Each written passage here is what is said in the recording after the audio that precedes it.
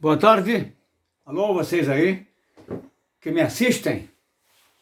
Mais uma livezinha, compartilhando com vocês mais um livro lido, mais conhecimentos adquiridos e compartilhando com vocês, né? Nessa conversa, nessa troca de experiência. Dessa vez eu vou apresentar a vocês esse livro aqui. 1822. A separação do Brasil. Interessante, não vocês podem ler mais. Isso aqui já sei, história do Brasil. Não, não é história do Brasil. Aquela história do Brasil contada na escola, acadêmica. Aquilo que eles querem que nós saibamos. Não. Aqui nós sabemos muita coisa. Não é contado pela história oficial. O autor aqui é o Marcelo Andrade. Espetacular o trabalho dele. Muito bacana. Revelações aqui que eu jamais soube. Desde o tempo da monarquia, Dom João VI, Dom Pedro I e II, Dona Carlota, a família imperial, né? Depois as insatisfações que começaram a gerar aqui dentro do Brasil, né? Com a Roxo lá de Portugal. Surgiram movimentos e mais movimentos do norte, nordeste principalmente, Recife, até lá ao sul, lá com a província Cisplatina. Aí foi envolvido também São Paulo, Minas Gerais, Rio de Janeiro, aí Bahia, Pernambuco, Rio Grande do Norte, Lagoas, Ceará, Pará, enfim. O Brasil começou a virar um barril de pólvora, né? Com aquele final, aqueles lampejos finais da monarquia. De repente, Dom Pedro II é transformado num herói brasileiro, né? Para que ele ficasse aqui, né? Portugal está pedindo, vem embora para cá, queriam tirar ele daqui do Brasil, né?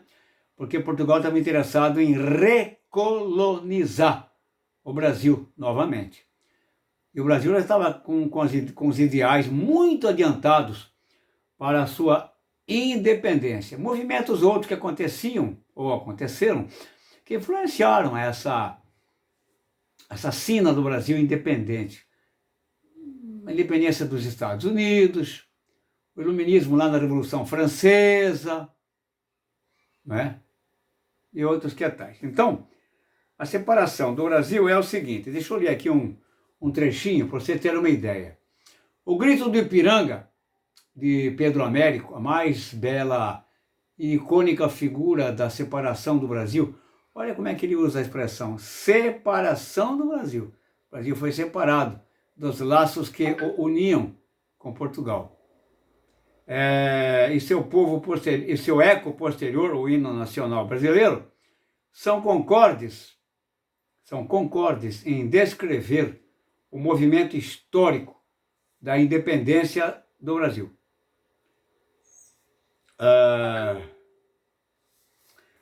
Deixa eu ler aqui uma outra, essa parte da orelha aqui, que é mais interessante para vocês terem uma ideia do conteúdo. Como é que o livro aborda essa separação do Brasil? Separação do Brasil. 1822, essa data é famosa. Então é o seguinte, o quadro da separação foi complexo, com muitas nuances que impõem uma visão além da simplificação errada, na qual haveria de um lado o Brasil contra Portugal. Não era isso.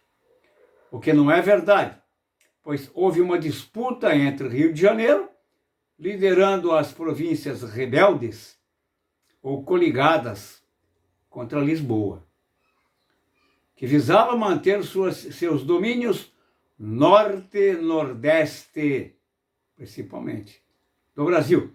É na Cisplatina, lá no sul, lá para baixo, Uruguai, onde é o Uruguai hoje. O tal Brasil, entre aspas, uno, contra Portugal, não existiu no começo da luta da separação. Vamos ver aonde que o autor aqui quer chegar.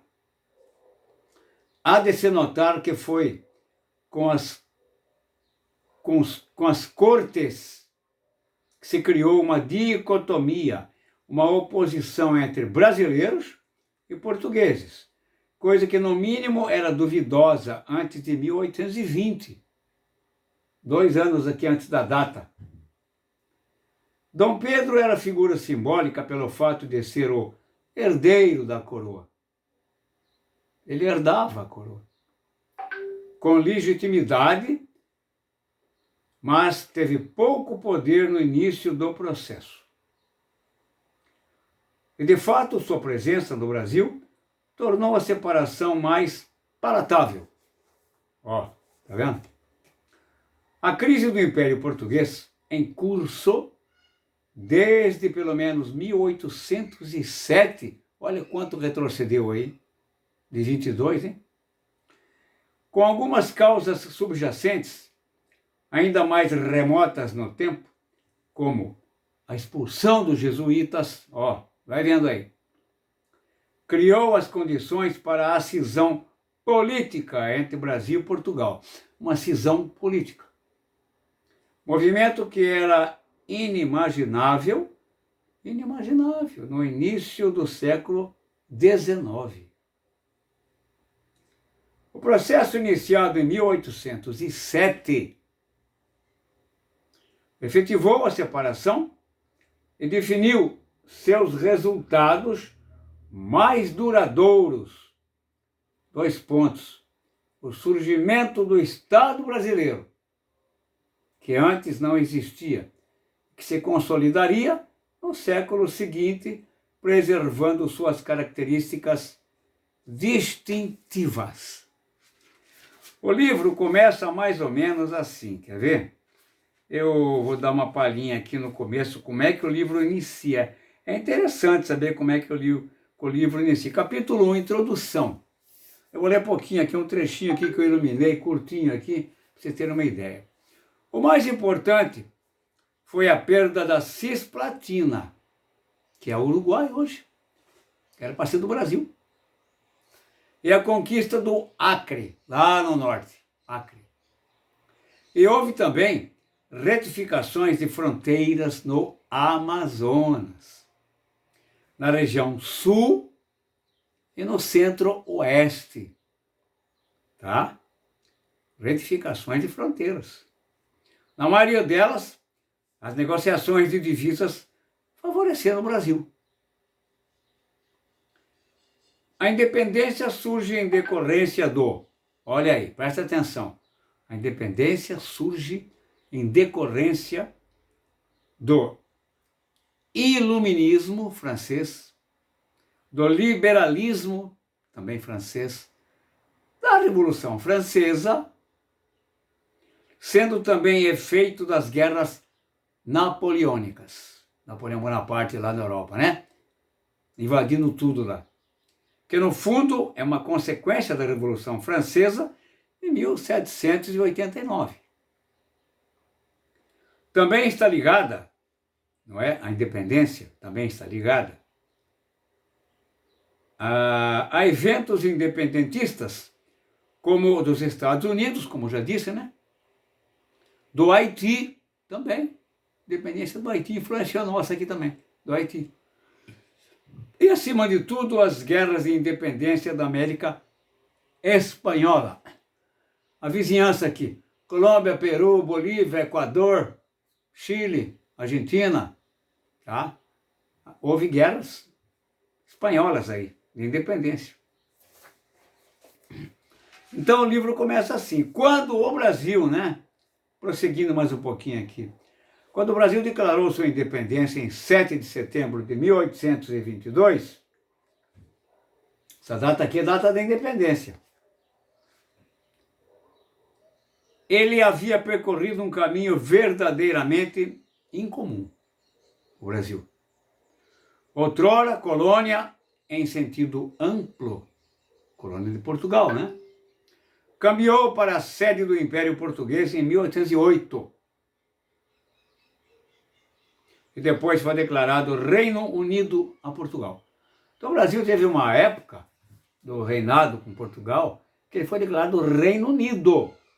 Ele foi constituído um grande e poderoso reino aqui na América do Sul. Tanto é que tem algumas versões aí que diz que esse Reino Unido do Brasil mandou no reino português, mandou. Tal as dimensões que esse Reino Unido adquiriu, atingiu, né, em Portugal. O fato do Brasil ter permanecido monárquico acabou preservando certas características que só foram abolidas em 1889, na ocasião da proclamação da República. Evento que talvez tenha sido o nosso 1789, mas sem sua violência. Desta forma, o liberalismo não se impôs no Brasil com a mesma virulência que se manifestou em outros locais da América Latina. Aqui está mais light. As consequências mais profundas e duradouras do rompimento com Portugal foram o surgimento de um Estado e nação brasileiros que até então não existiam e que se consolidou ao longo do século XIX, bem como a nacionalização de algumas instituições coloniais que o foram parcialmente mantidas. Um fato estranhamento esquecido é que houve, sim, guerra de separação do Brasil, que ceifou entre 3.000 e 5.000 pessoas. Morreram. E o Brasil e a América Latina teriam sido de exploração, não é? Esse é um fato que atrapalha os brasileiros de terem uma visão mais clara do seu passado. O padre Júlio Maria Carneiro separa o Brasil em 3 fases: período colonial, período do Império e o período republicano. Como o iluminismo e o liberalismo, pois foram estes movimentos ideológicos que fundamentaram a independência do Brasil. Tá? Preciso perceber isso. Tá? O iluminismo e o liberalismo. Você veio lá da Europa, da França. Veio para cá. Também será abordado o papel fundamental exercido pela maçonaria. E muito, que é uma instituição condenada desde o início pela Igreja Católica. A maçonaria influenciou demais. Havia muitas personalidades brasileiras notáveis nesse período. Rui Barbosa, José Bonifácio de Andrade e Silva, e tantos outros que eram maçons. Eles tinham acesso tanto ao staff do governo brasileiro, isso já no período da República, né? Depois da independência, e mesmo antes, no período monárquico, e até em Portugal, com contatos com a Inglaterra, com a França, com a Espanha. A maçonaria foi muito atuante, tá certo? Então, gente, tá aí. Deixa eu dar mais uma passada aqui, para vocês verem, que eu sempre gosto de apresentar o sumário, porque o sumário é um retrato do que diz o interior do livro. Então dá uma ideia geral. Então vamos lá. Introdução, já comentei aqui alguma coisa. O Brasil foi colônia? Precisa entender isso aqui. O Brasil foi colônia? Segundo o autor aqui, não. Ideias iluministas. E houveram muitas aqui no Brasil, ideias iluministas.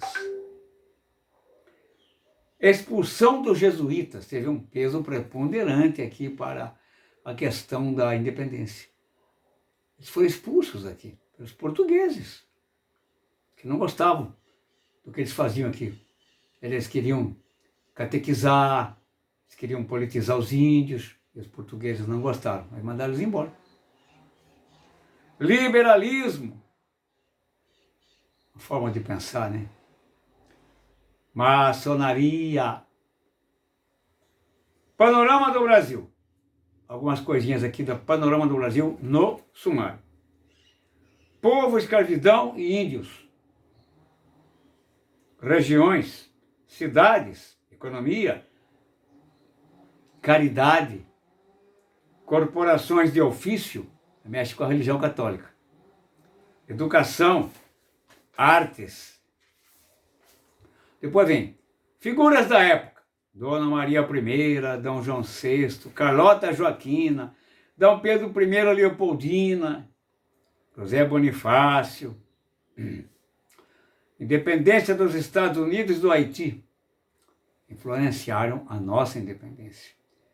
Movimentos nativistas independentistas, movimentos nativos aqui dentro do Brasil que influenciaram a nossa independência. Por isso que chamam movimentos nativos independentistas. Olha só, Inconfidência Mineira, por que não? Em plena monarquia ainda. Conjuração Baiana, Salvador, na Bahia, teve uma conjuração doida lá. Conjuração Fluminense, no Rio de Janeiro. Suassunas, e por aí vai, mas foram as mais citadas aqui. Independência da América Latina, vinda da família real para o Brasil e seus efeitos, questão do Rio da Prata, foi feia, viu? O Rio da Prata envolveu a Argentina, Paraguai e a Cisplatina, que depois vai se chamar Uruguai.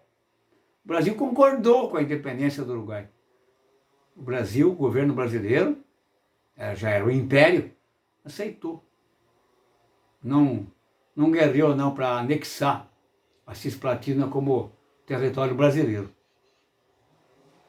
Missões europeias, e como houve aqui no Brasil. Ingleses, espanhóis. Criação do Reino Unido. O Brasil é elevado a Reino Unido com Portugal. Aí ele se potencializou aqui na América do Sul, América Latina. Principalmente perante os espanhóis. Revolução Pernambucana de 1817. 1817, a Revolução. Já estava nascendo aqui os ideais da independência. Revolução dos Portos, aliás, Revolução do Porto, aí é a cidade portuguesa, né? E as Cortes, fala um pouco de lá de Portugal. De capitanias a províncias, aqui no Brasil. As capitanias hereditárias, lembram-se? A províncias, uma coisa mais evoluída. O fico, se é para a felicidade geral da nação, diga ao povo que fico. Quem disse isso? Dom Pedro II, que o povo brasileiro gostava, amava ele. Não queria que ele fosse embora daqui, não.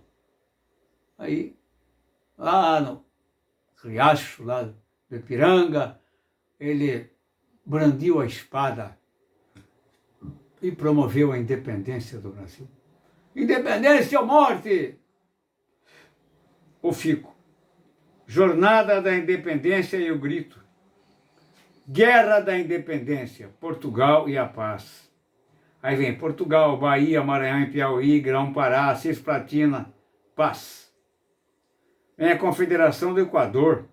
Depois do grito da independência, o Brasil começa já a formatar sua nova perfil de país independente, né? Sua independência. Vem Confederação do Equador.